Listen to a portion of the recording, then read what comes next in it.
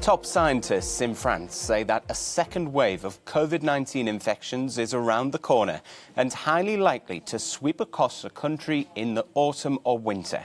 In a statement to the Health Ministry, France's scientific committee said that if people failed to respect social distancing rules, it couldn't rule out a return of the epidemic before the end of summer.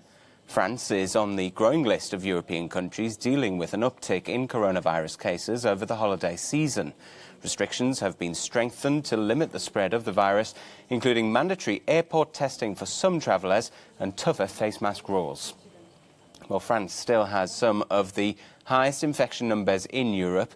Nearly 230,000 people have contracted the virus since January. Over 30,000 people have died, and infections are once again creeping upwards, with roughly 7,000 cases being confirmed in the last week alone.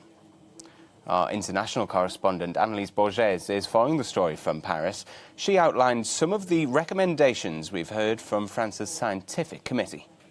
Hi there, Oliver. Well, France's Conseil Scientifique, the country's top scientific body, seems to believe that it's not a matter of if, but of when France will be hit by a second wave of coronavirus infections. And they are warning health authorities here in this country to get ready by making sure they have the right amount of test kits, but also to ensure that they protect those at risk in nursing homes, and in schools. They are also suggesting that some of those 20 or so urban areas where new clusters of infections have been registered, that they are under some sort of partial lockdown.